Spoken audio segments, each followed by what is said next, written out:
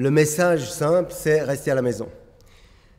C'est rester à la maison, mais pour peu qu'on reste à la maison dans des petits groupes et qu'on respecte la distance sociale. Et ça, c'est fondamentalement important. Pourquoi? Parce qu'en fait, on dit le virus circule, mais en fait, le virus ne circule pas. Ce sont les gens qui circulent et qui circulent avec le virus. Et donc, il faut absolument comprendre et respecter ces consignes et ces mesures qu'on a clamées depuis tellement de semaines. Je vous rappelle que quand Alain Berset a annoncé il y a 2 semaines qu'il fallait commencer à être restrictif par rapport à la distanciation sociale et rappelant l'hygiène des mains, ça n'a pas été suivi malheureusement. Très peu dans la population, un peu dans la population des âgés qui avaient compris que finalement il y avait un risque pour les âgés, mais pas du tout dans les populations de jeunes adultes et chez les populations de tout jeunes adultes ou de teenagers, comme on les appelle, les adolescents. Malheureusement, du coup, le virus continue à être transmis d'une personne à une autre. Et c'est pour ces raisons-là, et évidemment pour protéger nos institutions et nos hôpitaux, que le Conseil fédéral a décidé sur ces mesures qui paraissent extraordinaires. Alors, sont-elles extraordinaires? Oui, elles le sont, probablement, parce qu'on ne les a pas appliquées récemment, mais elles ne le sont pas au plan épidémiologique. Je vous rappelle qu'on connaît le fait de la courbe ascendante, on est sur une phase exponentielle et ascendante de cette courbe, et que chaque jour perdu dans la transmission dans la communauté sera significatif sur le nombre de problèmes, c'est-à-dire le nombre d'hospitalisations qui pour nous sera très problématique au sein des hôpitaux en général en Suisse, et puis sur le nombre des infections sévères et graves et sur le nombre de décès. Alors l'étape suivante dont on parle tout le temps, puisqu'on m'a demandé d'en parler, c'est ce qu'on appelle le confinement total.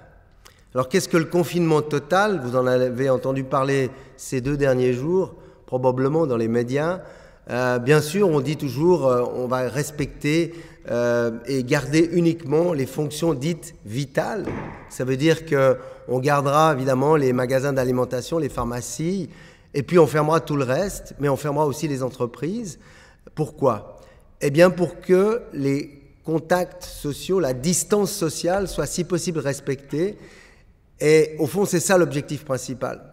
Évidemment qu'à ce moment-là, il y aura seuls les politiciens, la police, l'armée, la PC, les hôpitaux ou les gens essentiels à la lutte contre le coronavirus dans les hôpitaux. Et puis évidemment la communication et puis certainement les noyaux des cellules essentielles des entreprises capitales, quelles qu'elles soient peut-être. Ça va être très compliqué. Ça va être très compliqué parce qu'évidemment ces mesures de confinement total, comme on les appelle, pour qu'elles soient finalement respectées, souvent on a recours, et peut-être malheureusement, à la sûreté, à l'armée, à la police. Donc Emmanuel Macron l'a dit, il a dit hier soir, nous sommes en guerre. Nous sommes en guerre contre un virus. On n'a pas d'ennemi, mais c'est ce virus qui est notre ennemi. Donc je pense que ce qui est très important comme message, c'est de passer ces recommandations barrières qui sont pourtant simples, de l'hygiène des mains à bon escient, de la distance sociale, du respect, de respecter les autres lorsqu'on se sent malade, en mettant simplement, rapidement, probablement un masque, mais surtout en pratiquant l'auto-quarantaine à domicile. Ça, ce sont vraiment des choses très importantes. Et hier soir, on l'a entendu, le Conseil fédéral recommande de supprimer toutes les réunions en autorisant des réunions de 5 personnes dans certains cantons, de 10 dans certains autres. Évidemment, les réunions essentielles doivent être conservées, mais avec le respect des consignes de ces réunions, c'est-à-dire distance sociale, hygiène des mains, et quand je suis malade, je ne participe pas à la réunion. Et ce sera le respect de ces mesures-là qui feront que nous ne passerons pas de la situation actuelle à la situation de confinement total, qui évidemment entraînerait d'autres problèmes. Comme vous le savez peut-être, en Italie, lorsque le confinement total a été instauré, les jeunes quittaient leur domicile le soir pour aller faire des corona parties, et évidemment témoignant de la difficulté finalement de la mise en route de ces applications. Donc on ne souhaite pas que ce soit le cas, et je pense que c'est le moment pour chacun, chacune, de respecter ces consignes et d'imaginer qu'on doit tous passer d'une éthique individuelle à une éthique collective.